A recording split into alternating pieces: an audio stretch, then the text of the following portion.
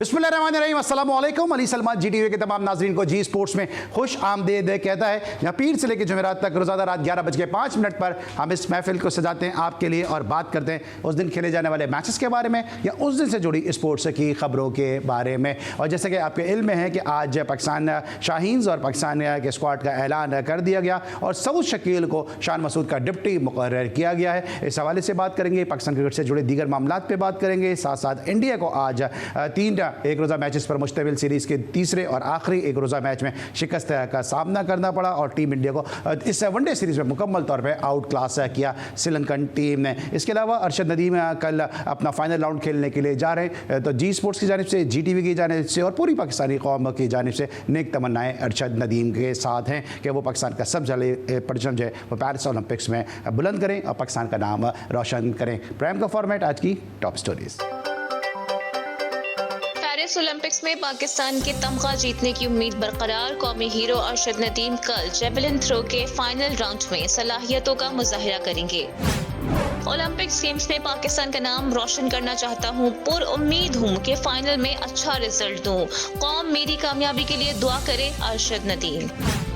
Pakistan cricket board में वक़ार यूनिस की तकर्री challenge. Lahore high court के जस्टिस शहराम कल समाअत करेंगे। बांग्लादेश के खिलाफ टेस्ट होम सीरीज के लिए 17 रुकनी कौमी टीम का ऐलान। टेस्ट स्क्वाड की क़यादत शान मसूद करेंगे। सऊद शकील शाहीन आफरीदी की जगह नायब कप्तान मुकर्रर। मीर हमजा, मोहम्मद हुरैरा, कामरान गुलाम और मोहम्मद अली की कौमी टीम में एंट्री। आमिर जमाल की टेस्ट टीम में शमूलियत फिटनेस से मशरूत। पाकिस्तान शाहीन्स का बांग्लादेश के खिलाफ सीरीज के लिए तरबियती कैंप इस्लामाबाद क्लब में शुरू हो गया। श्रीलंका ने भारत को तीसरे वनडे मैच में 110 रन से शिकस्त देकर 27 साल बाद सीरीज जीत ली। अफगान क्रिकेटर एहसानुल्लाह जन्नत पर मैच फिक्सिंग के इल्जाम में 5 साल की पाबंदी लगा दी गई। Commander Karachi rear admiral Mohammad Salim ने 28वीं नेवल चीफ गोल्फ चैंपियनशिप का इफ्तिताह कर दिया। इवेंट में दिफाई चैंपियन शब्बीर इकबाल समेत 633 खिलाड़ी हिस्सा ले रहे हैं। और मेयर कराची बैरिस्टर मुर्तजा वहाब से यूथ फुटबॉल टूर्नामेंट नॉर्वे में दूसरी पोजीशन हासिल करने वाली टीम की मुलाकात। मेयर कराची का यूथ फुटबॉल टीम की हौसला अफजाई के लिए 1 मिलियन रुपए इनाम देने का ऐलान। जी जनाब, ये थी आज की टॉप स्टोरीज़। और टॉप स्टोरीज़ में आपने देखा कि पाकिस्तान शाहीन्स का तरबियती कैंप जो है इस्लामाबाद क्लब में उसका आगाज़ हो चुका है। पाकिस्तान के 17 रुकनी स्क्वाड का ऐलान कर दिया है। पाकिस्तान क्रिकेट से जुड़े मामलों पर गुफ्तगू करने के लिए, सिलेक्शन के हवाले से गुफ्तगू करने के लिए आज मेरे साथ एक ऐसी शख्सियत मौजूद है कि जिन्होंने डोमेस्टिक क्रिकेट में बहुत ज़बरदस्त परफॉर्मेंस पेश की और उस दौर में कि जब बहुत ही किताबी क्रिकेट खेली जाती थी, कोचिंग मैनुअल के मुताबिक क्रिकेट खेली जाती थी, उस दौर में ये ज़बरदस्त स्ट्रोक मेकर भी थे, स्ट्रोक प्लेयर भी थे, साथ साथ मास्टर ऑफ स्पिनर भी थे। और फिर उसके बाद जब ये मैनेजमेंट में गए तो इन्होंने पाकिस्तान की जो फर्स्ट क्लास क्रिकेट है उसकी डायनामिक्स को चेंज करने में बड़ा इंपॉर्टेंट रोल प्ले किया। कप्तानों के कप्तान एक ऐसे सख्त गिर किस्म के मैनेजर कि जिनकी मैनेजमेंट में अगर मैं नाम लूँगा तो आप सोचेंगे कि यार ये कैसे इन प्लेयर्स को संभालते थे और सबको कैसे एक साथ ड्रेसिंग रूम में रख के टीम का माहौल अच्छा रखते थे। आमिर सुहेल, आकिब जावेद, रमीज़ राजा, राशिद लतीफ़ और साथ साथ हुमायूं फिदा हुसैन, अताउर रहमान, ये वो चंद नाम हैं कि जो इनकी मैनेजमेंट में, इनकी मैनेजरशिप में एक ही ड्रेसिंग रूम को शेयर करते नजर आए। और आप मुझसे ज़्यादा जानते हैं कि सारे नाम जो हैं अपने अपने तई एक अलग दास्तान है, एक अलग किताब है जिनके बारे में आप सुनते और पढ़ते भी रहते हैं। मेरे साथ मौजूद हैं कप्तानों के कप्तान, ज़बरदस्त फर्स्ट क्लास क्रिकेटर और हमारे बहुत ही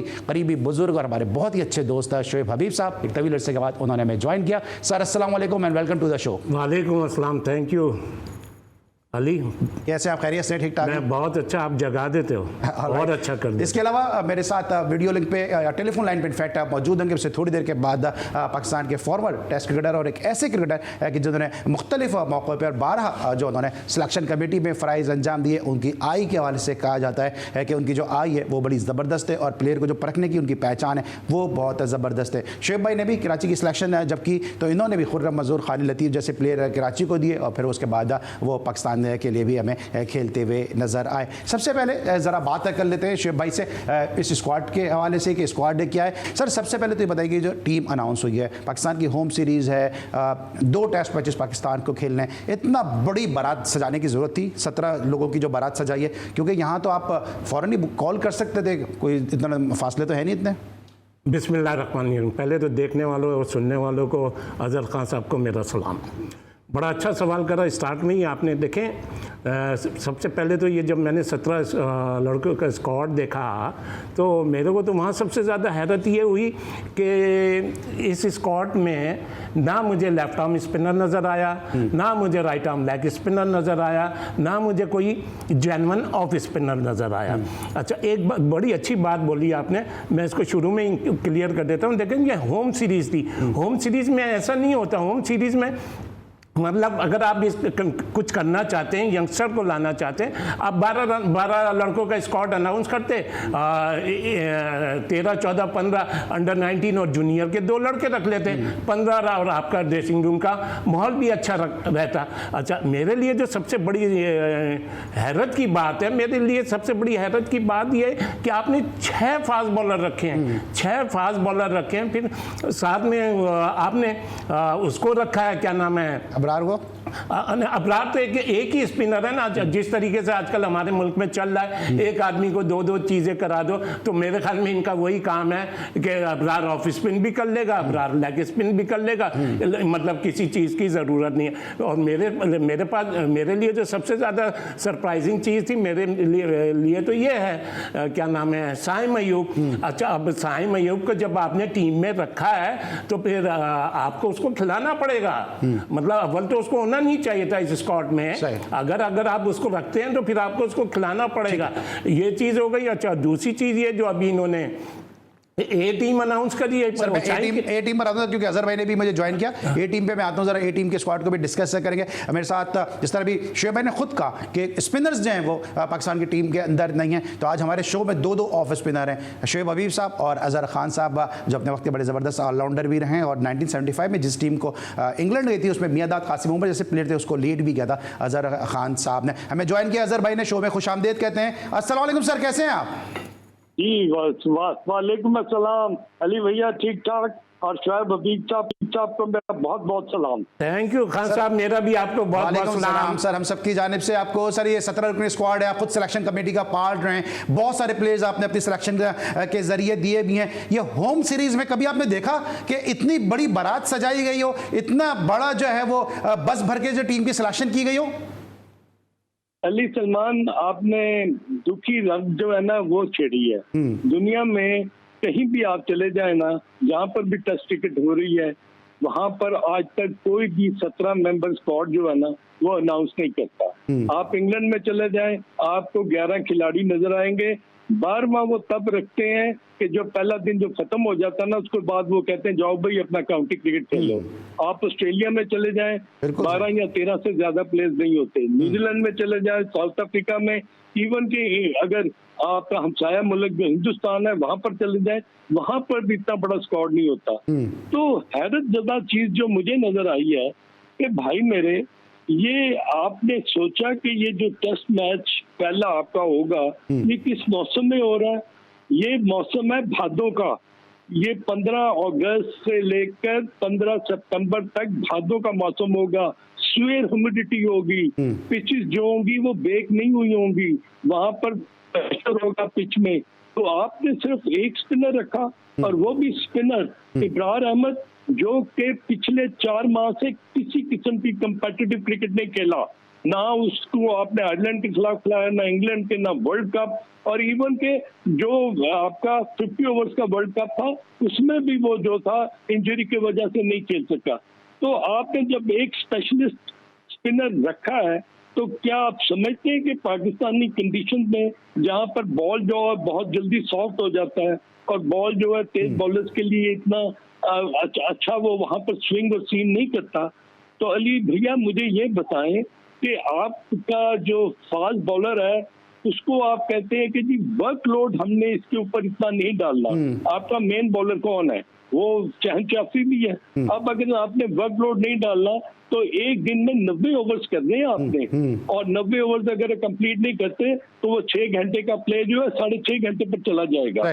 तो इसका ये मतलब है कि आप वर्कलोड तो अपने फास्ट बॉलर पर डाल रहे हैं। एक आपने रखा है आमिर जमाल, जो कि जिसकी फिटनेस का आपको नहीं पता कि is going to be fit for the test matches और not.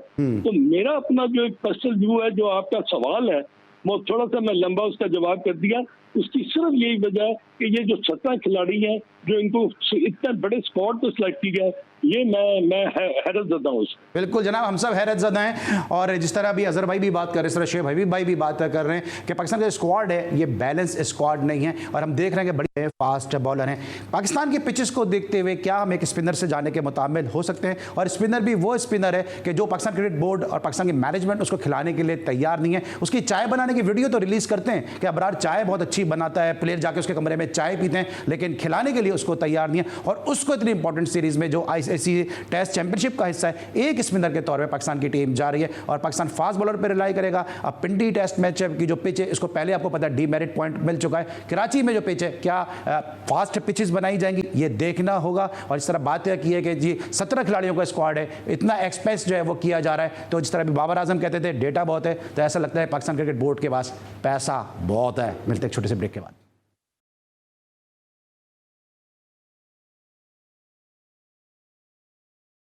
Welcome back after the break. और ब्रेक पर जाने से पहले हम पाकिस्तान के स्क्वाड को डिस्कस कर रहे थे। शुएब हबीब साहब हमारे साथ स्टूडियोज में मौजूद हैं, अजहर खान साहब हमारे साथ बजरिया टेलीफोन कॉल मौजूद हैं। शुएब भाई, जो 17 रुकनी स्क्वाड को हम डिस्कस कर रहे हैं, इसमें बड़ी तादाद में फास्ट बॉलर हैं और आप दोनों का ताल्लुक डोमेस्टिक से है, पिचेस बनाने के हवाले से, पिचेस की जानकारी के हवाले से आप दोनों का बड़ा वास्ट एक्सपीरियंस है। क्या पिंडी और कराची की जो पिचेस हैं ये सूट करती हैं, फेवरेबल कंडीशन है कि फास्ट बॉलर से ही हम पूरा टेस्ट मैच निकाल जाएँ और सिर्फ एक स्पिनर और एक पार्ट टाइम स्पिनर कामरान गुलाम से बॉलिंग कराएं? देखिए, अभी अजहर खान साहब ने अभी बड़ी अच्छी बात बोली थी और कंडीशन के हिसाब से, वेदर के हिसाब से। अब देखिए, सबसे बड़ी बात तो ये, अगर ये शान मसूद ओपन करता है तो अगर शान मसूद किसके, हमारा दूसरा साइम अयूब भी आपके पास इमाम को ड्रॉप किया, मेन तो वो है ना काम, अब्दुल्ला शफीक के साथ अगर शान मसूद ओपन करता है तो फिर ये जाएंगे 4 फास्ट बॉलर से। अगर ये कोई नया ओपनर खिलाते हैं या साइम को खिलाते हैं, फिर ये जाएंगे तीन फास्ट बॉलर से। तो मैं नहीं समझता, अगर वैसे तो 5 डे क्रिकेट है, लेकिन अगर बांग्लादेश बहुत ज़्यादा ख़राब खेलेगी तो फिर ये जीत सकते हैं। अदरवाइज़ मैं नहीं समझता कि इनको बॉलर मैच जिता सकते हैं। इनको मैच जिताएंगे तो फिर बैट्समैन ही जिताएंगे, और बैट्समैन भी उस सूरत में जिताएंगे जब आप 400-500 रन कर रहे हैं। अच्छा, अब अभी जो बात हो रही है ना वर्कलोड की, तो यार अभी इन्होंने शाहीन को कप्तानी से वाइस कप्तानी से हटाया, शाहीन को वनडे की कप्तानी से हटाया। अच्छा, फिर कहते हैं बाबर को कप्तानी से हटाओ।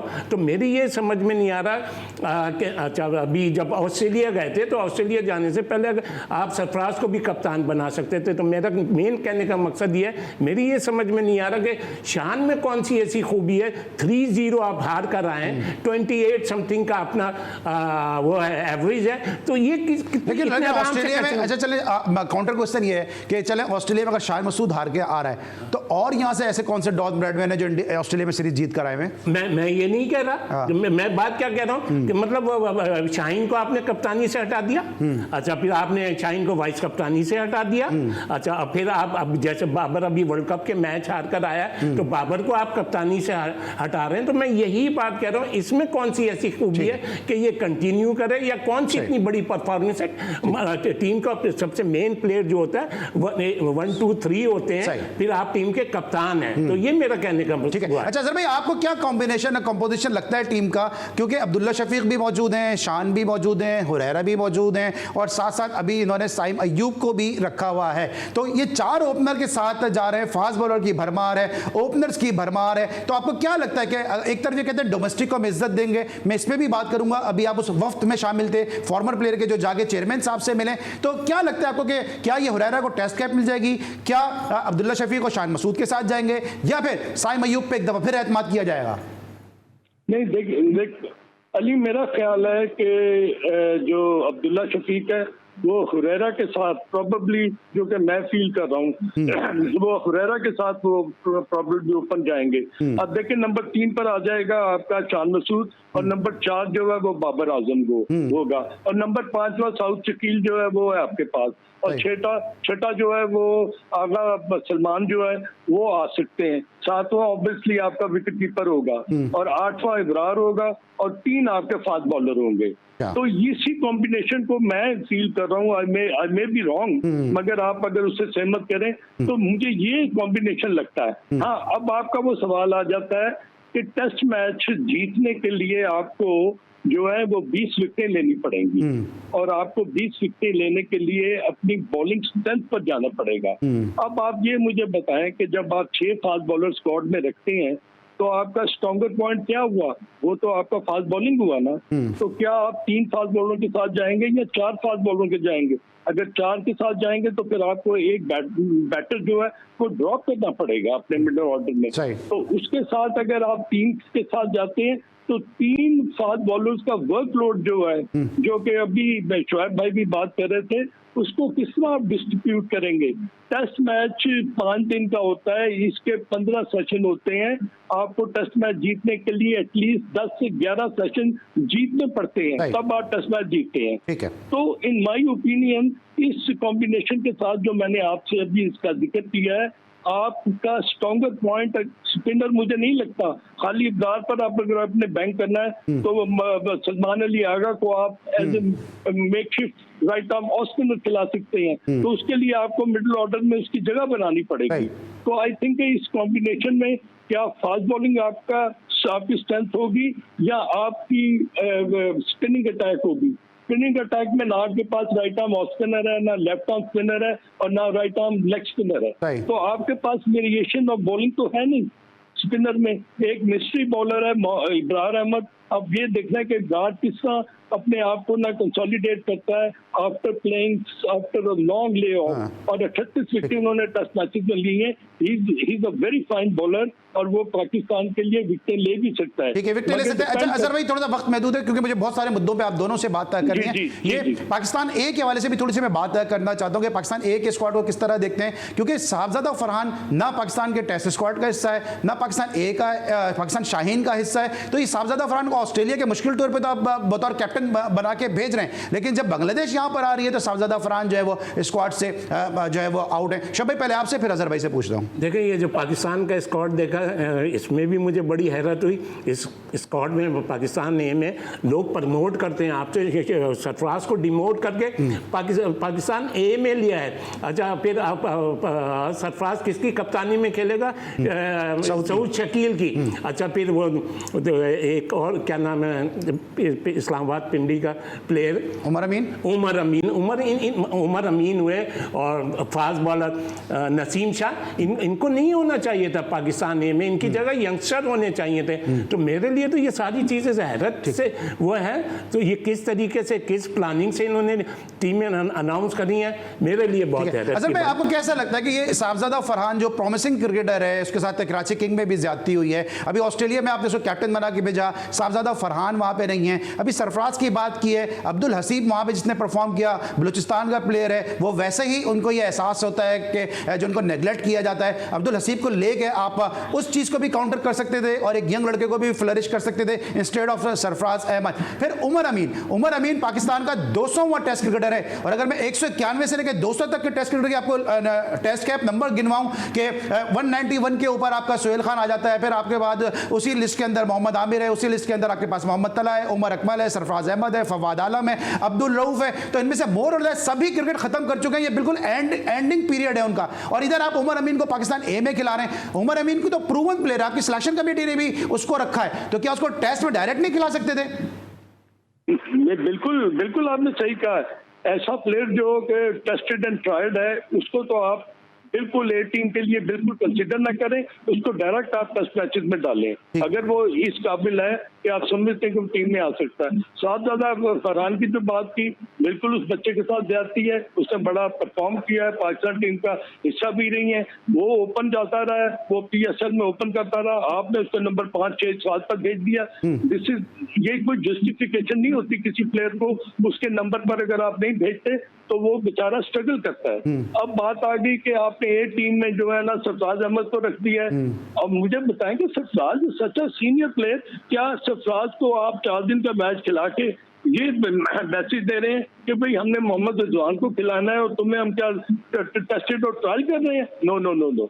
अगर आपने मोहम्मद रिजवान को टेस्ट मैच खिलाना है तो फिर सरफराज को 4-डे मैच खिलाने की कोई जरूरत नहीं है। If he wants to be a part of the team बिल्कुल सही। देखिए सर, साद बेग को ले लिया आउट ऑफ द वे जाके, और अब्दुल हसीब को बाहर कर दिया जो आपके सिस्टम का हिस्सा था, जो आपके अभी ऑस्ट्रेलिया के टूर में भी था।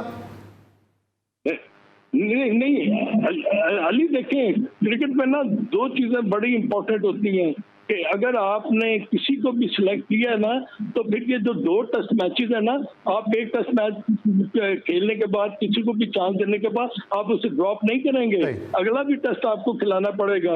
ये कोई जस्टिफिकेशन नहीं है कि आपने एक बंदे को 2 इनिंग्स खिलाई उसके बाद उसको निकाल दिया और फिर वो बेचारा बिल्कुल आंख ओझल और पहाड़ उजल वाली बात हो जाती है। तो इससे बेहतर यही है कि जब भी आप किसी को चांस दें तो खुदारा प्रॉपर चांस दें। हाँ, अब मेरा एक और क्वेश्चन है जो मैं आपके साथ और शोएब भाई के साथ कंपेयर करना चाह रहा हूँ। जेसन गिलेस्पी का ये पहला टूर है, वो ऑस्ट्रेलिया में टीम के साथ है। क्या उसने भी अपनी इनपुट दी कि ये लड़के जो हैं इनको टेस्ट मैचेस में होना चाहिए और इनको लॉन्गर वजन का टेस्ट मैच खेलना चाहिए?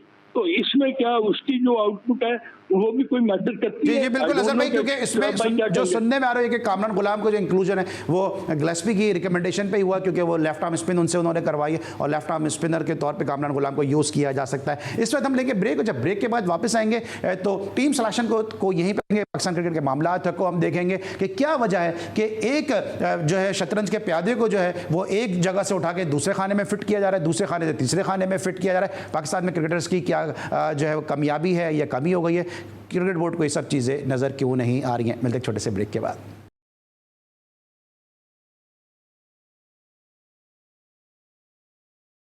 Welcome back after the break. अब हम बात करेंगे इंडिया श्रीलंका सीरीज के हवाले से, और जल्दी जल्दी हम कोशिश करेंगे कि इस जो मौजू को उसको सम अप करें। अजहर भाई, क्या लग रहा है आपको कि गौतम गंभीर के आने के बाद से टीम इंडिया का हमें वो माहौल नजर नहीं आ रहा, और अफसोसनाक बात यह है कि टीम इंडिया 50 ओवर भी पूरे नहीं खेल पा रही है? देखें अली, बड़ा ही मैंने तीनों मैचेस जो है ना ये वनडे के ये ऑलमोस्ट मैंने फॉलो किए हैं और उनको देखा भी है। मुझे ऐसे लगा है कि जैसे इंडियन टीम की जो साइकी है ना वो बहुत मुख्तलिफ सी हो गई है। जितने भी उनके बैटर्स हैं वो अपने आप को ये समझते हैं कि हम जाएंगे और हम उड़ा के रख देंगे, और जो एटीट्यूड है प्लेयर्स का और जिस तरह वो एक्सेल कर रहे हैं इन मैचेस में। एक तो ये है कि श्रीलंका ने टॉस जीतकर तीनों मैचेस में पहले बैटिंग की और उन्होंने बड़ा अच्छा रन्स किए, और फिर उनकी बॉलिंग में ना मुझे वो जो उनके स्पिनर्स है ना उसमें बहुत ज्यादा क्लास नजर आई, स्किल नजर आया, बॉल को स्पिन करने का तरीका नजर आया। लेफ्ट आर्म स्पिनर जो उनका है उन्होंने बहुत अच्छी बॉलिंग की। महेंद्र सिंह ने 6 विकेटें लेकर दूसरा तो जो वनडे मैच था वो जिताया। तो आई थिंक कि मुझे कुछ ऐसा लगा कि जैसे इंडियन जो है ना वो बिल्कुल ओवर कॉन्फिडेंट हो गए कि हम जाएंगे और उड़ा के रख देंगे। अच्छा अजहर भाई, आप कह रहे हैं हम जाएंगे उड़ा के रख देंगे, लेकिन मेरी जो थोड़ी बहुत नॉलेज है, मुझे ऐसा फील होता है कि हर आदमी ये सोचता है कि यार विराट कोहली कर लेगा, विराट कोहली सोचता है रोहित शर्मा कर देगा, दूसरा सोचता है पराग कर लेगा, तीसरा सोचता है KL राहुल कर लेगा। शोएब, आपको लगता है कि हर आदमी जो है वो ये सोच के जाके खेल रहा है कि यार ये भी है ना पीछे, ये कर लेगा? देखिए नहीं ऐसा नहीं है, दे ऑल प्रोफेशनल, ये प्रोफेशनल है और हर एक की जो जिम्मेदारी है वो उसको करनी चाहिए। अभी मैं खान साहब की बात से एग्री करता हूँ, श्रीलंकन स्पिनर्स ने आउट क्लास गेंदें करी हैं, आउट क्लास। अच्छा अब थोड़ा सा इंडिया की तरफ आ जाए ना, देखिए इंडिया PSL खेल के गया, प्लेयर ने PSL खेला वो T20 था, वर्ल्ड कप खेला, T20 खेला। अच्छा अगर आप T20 भी देखें उसमें कोई इंडिया ने आउट क्लास क्रिकेट नहीं खेली। पाकिस्तान से वो हारा हुआ मैच जीत गया, फाइनल वो हारा हुआ जीत गया। हमारी बैट लग गई थी, अगर हम इंडिया से जीत जाते तो हो सकता है इंडिया और नीचे चला जाता। और फिर इंडिया की जितनी भी वो परफॉर्मेंस देखी जाए तो आप ये देखेंगे रोहित शर्मा ने थोड़े से रन कर दिए थे, और जो मेन उनका रोल था वर्ल्ड कप में वो पांड्या का था, और उसका वो फास्ट बॉलर क्या नाम है, बुमराह। अदरवाइज इंडिया को इतनी आउट क्लास क्रिकेट नहीं खेल रहा था। जो T20 वर्ल्ड कप हुआ ना ऑलमोस्ट सबों ने मतलब तकरीबन टीमों ने एक सी क्रिकेट खेली थी।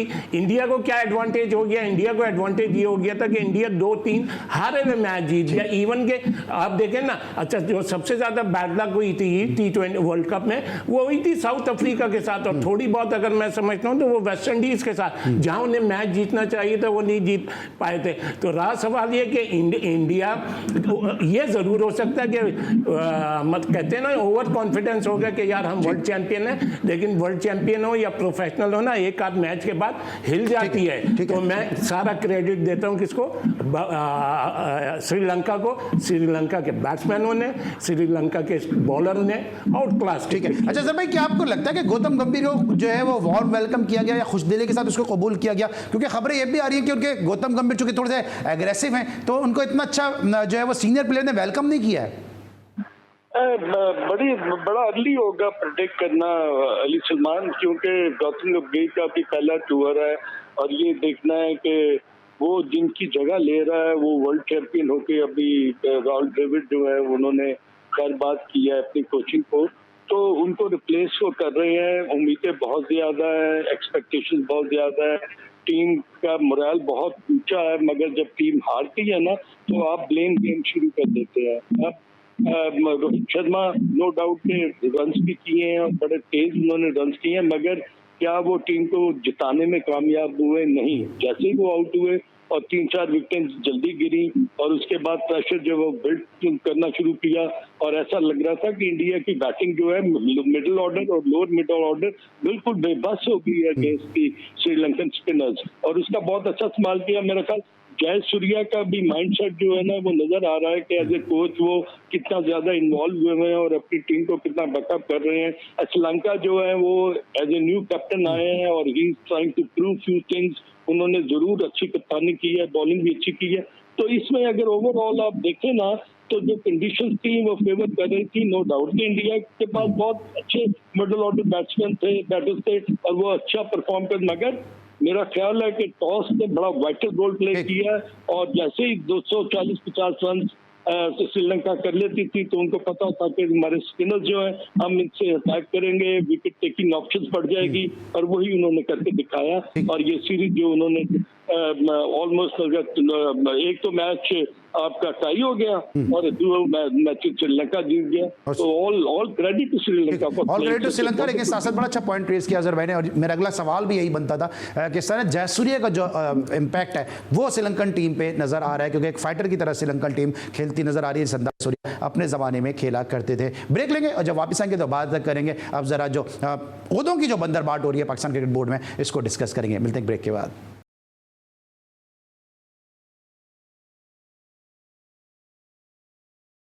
Welcome back after the break. अब हम बात करेंगे पाकिस्तान क्रिकेट बोर्ड में जो ओहदों के हवाले से जो है वो सर्जरी के नाम पे जो है वो डेजिग्नेशन अलॉट किए जा रहे हैं, पोजीशन अलॉट की जा रही है, उस पर बात करेंगे। शोएब भाई, वकार यूनुस पाकिस्तान क्रिकेट के नो डाउट एक बड़े बॉलर हैं, एक लेजेंडरी बॉलर की फहरिस्त में उनको शामिल किया जा सकता है, लेकिन साथ साथ उनकी एक बड़ी कंट्रोवर्शियल शख्सियत भी मौजूद है। मैं भी नाम गिनाऊंगा तो वक्त प्रोग्राम का काम हो जाएगा कि कितने प्लेयर उनसे नाराज हैं और उन्होंने पाकिस्तान क्रिकेट को बतौर कोच दिया भी कुछ शायद इतना ज़्यादा नहीं है। ये क्या लगता है आपको, ये ओहदा जो है उनकी शख्सियत से ज़्यादा बड़ा नहीं है?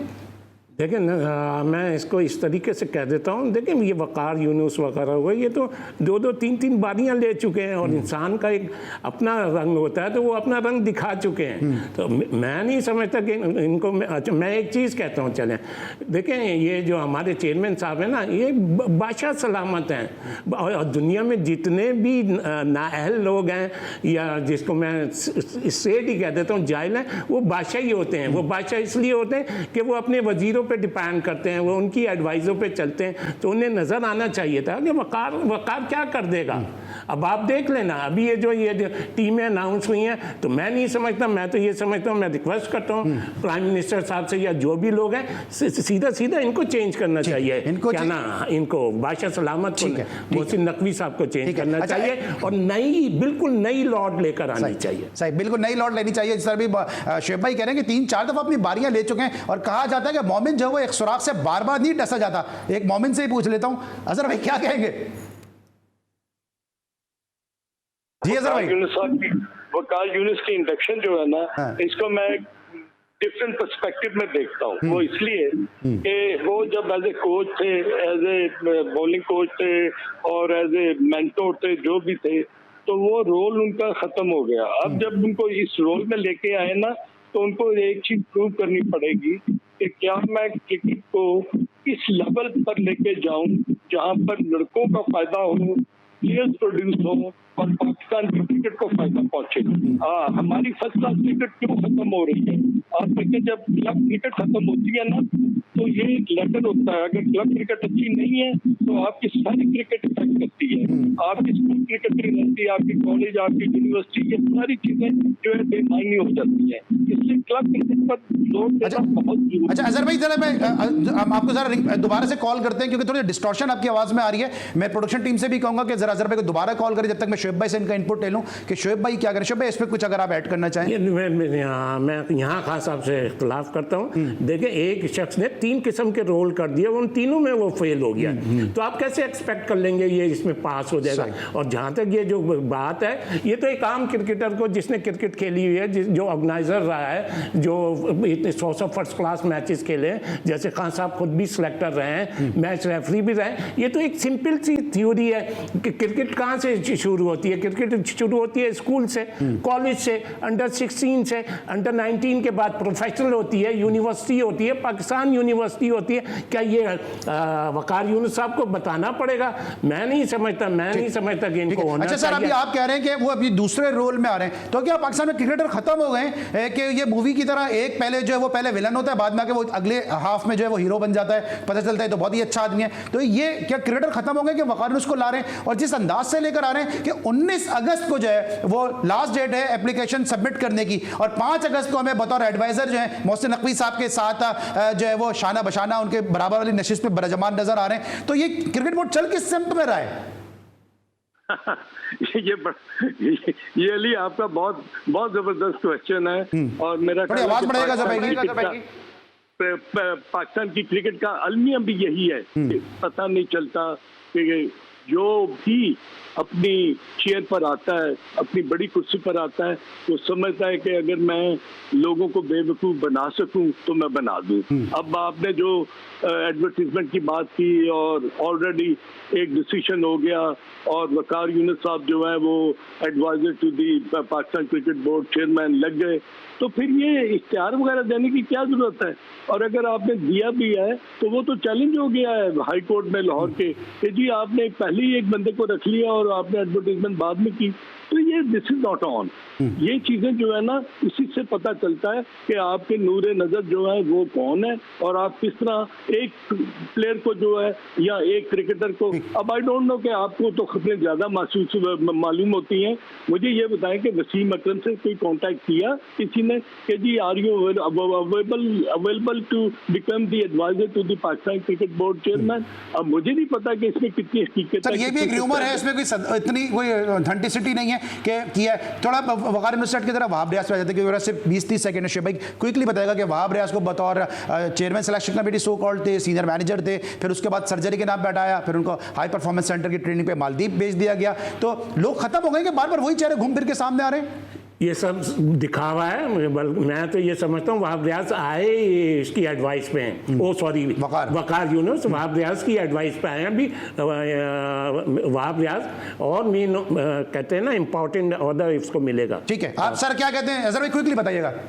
नहीं, मेरा ख्याल है कि ये बड़ा एक इम्पोर्टेंट क्वेश्चन है आपका, और इसका जवाब जो है ना वो तो चेयरमैन पीसीबी दे सकते हैं। और मैं जो जवाब दूंगा वो ये है कि जब आपके मंजूर नज़र जब आ जाते हैं तो उसमें कोई नहीं, या वहाब रियाज हो या वकार यूनुस हो, doesn't make any sort of problem. और पाकिस्तान की क्रिकेट में मैं आखिरी आपको चंद अल्फाज कह दूँ कि खुदा करे वकार यूनुस की इंडक्शन अच्छी हो, पाकिस्तान क्रिकेट फले फूले, पाकिस्तान परफॉर्म करे, टेस्ट मैच जीते, टेस्ट चैंपियनशिप के लिए क्वालिफाई करे।